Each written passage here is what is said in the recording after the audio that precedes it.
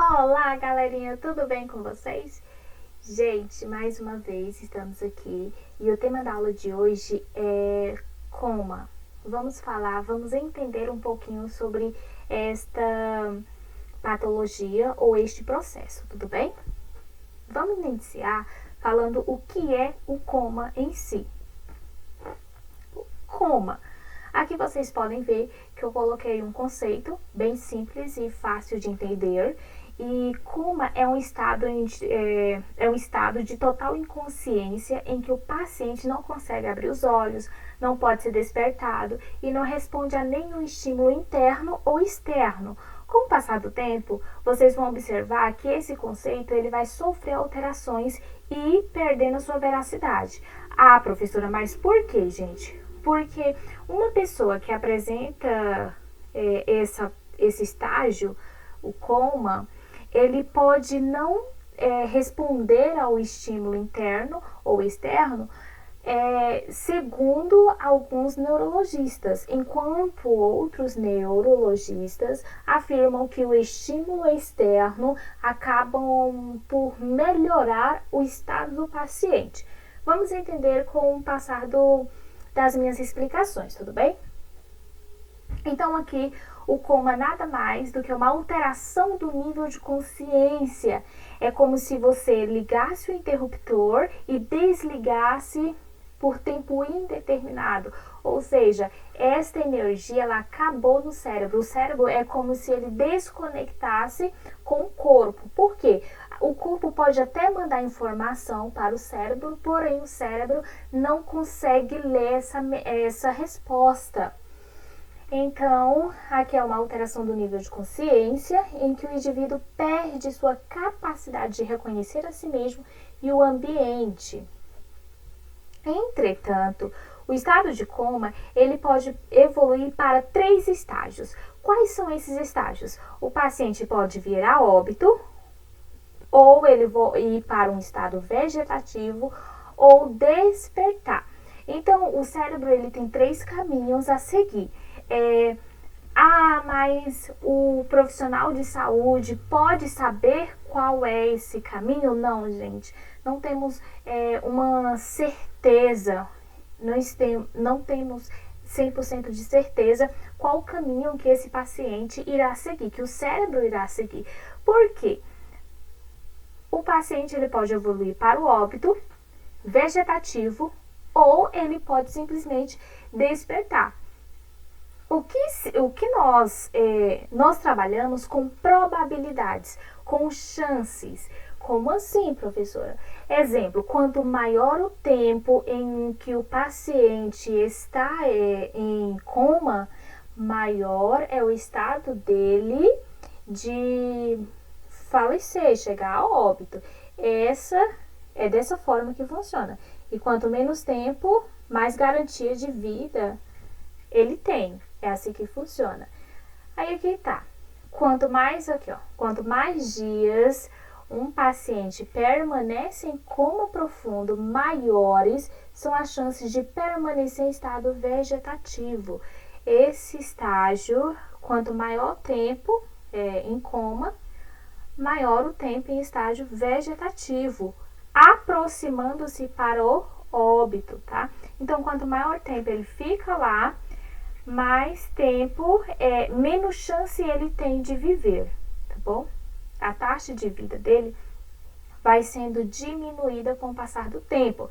Ah, professora, mas tem gente que passa 12 anos. Gente, tem pessoas que passam 27 anos em coma e volta aos poucos. Vocês podem observar que tem gente que ficou 12 anos, 30 dias, 15, 20 e assim sucessivamente. Então, é por isso que há uma resistência maior quando se trata de eutanásia ou desligar os aparelhos, mesmo que o cérebro ainda tenha resposta, ainda tenha ondas cerebrais, por isso que há uma dificuldade relacionada a isso. Aqui está uma criança. Ah, professora, mas que relação tem com esse paciente? vamos observar aqui qual é o papel da enfermagem dentro de uma UTI.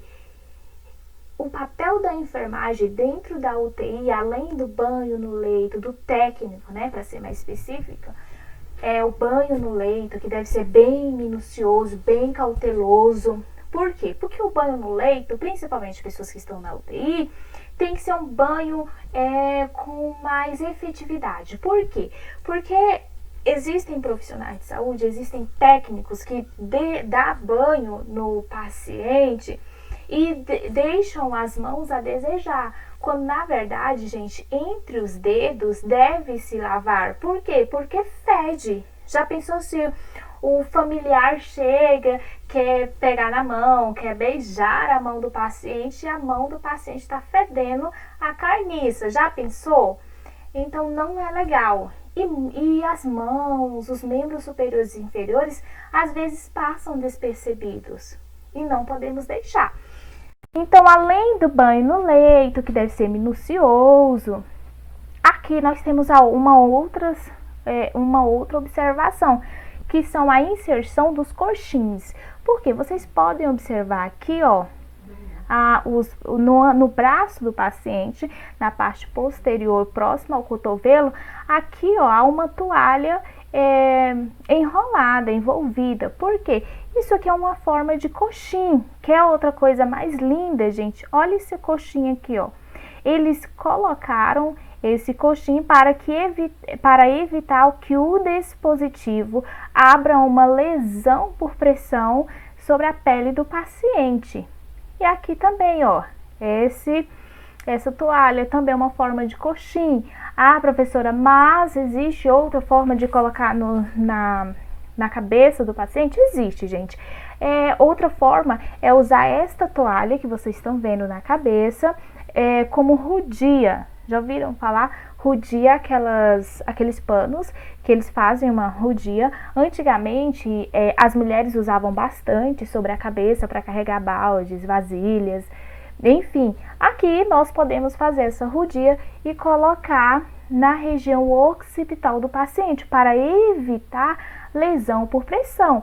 Até porque uma das funções do técnico é movimentar e fazer a mudança de decúbito de 2 em 2 horas.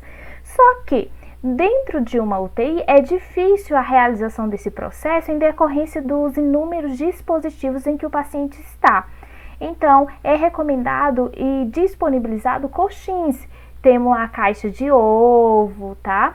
Que também facilita o processo de circulação sanguínea para aliviar o ponto de pressão, evitando que ocorram outros problemas ou problemas maiores dentro de uma UTI. Então, além do banho, que deve ser minucioso, a inserção dos coxins, aqui vocês podem observar que há um cuidado maior também nos olhos. Eles colocaram essa venda, a boca para não ficar aberta ou exposta, também colocaram essa fita. Então, vocês podem observar que o paciente realmente está bem cuidado, tá bom? Aqui, nós falamos o que é e algumas funções do técnico de enfermagem dentro de uma terapia intensiva. E quais são as principais, o que leva uma pessoa ao coma? O principal deles, e tá bem aí enumerado como o primeiro, são os traumatismos, tá? Traumatismo crânioencefálico, uma queda, acidentes de carro, automobilísticos, tá bem? Tudo está envolto em traumatismos. Intoxicações, isso aqui são inúmeras, tumores, processos vasculares e infecciosos.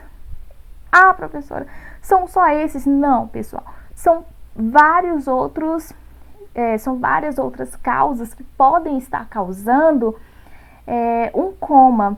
Por exemplo, o médico ele pode induzir uma pessoa a coma? Pode. Por quê? Quando o paciente apresenta alguma infecção, por exemplo, em uma das meninges, acaba que o paciente ele apresenta convulsões excessivas. E essas convulsões, elas podem prejudicar o cérebro. tornando assim o coma uma finalidade, um dos objetivos dos médicos.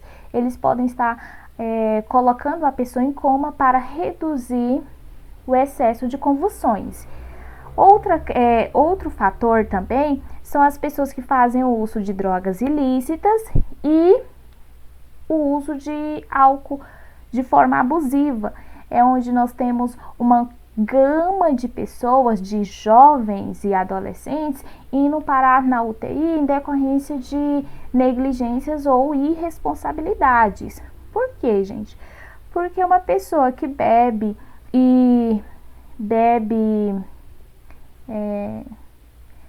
faz a ingestão de álcool excessivamente, de bebidas alcoólicas, ela acaba prejudicando a si e o cérebro, tornando isso um processo dificultoso. Aqui tem um exemplo bem característico de uma jovem que ela bebeu bastante, na verdade ela usou bastante drogas e acabou parando nesse local, no hospital. Ela foi parar na UTI. Aqui vocês podem observar, ó, que ela está em coma e aqui ela já acordou. É um relato muito bonito, onde a mãe dela conta e agradece as pessoas, os profissionais de saúde, pela hospitalidade, mas que a jovem mesmo também fala e que isso foi temporário, gente, tá bom?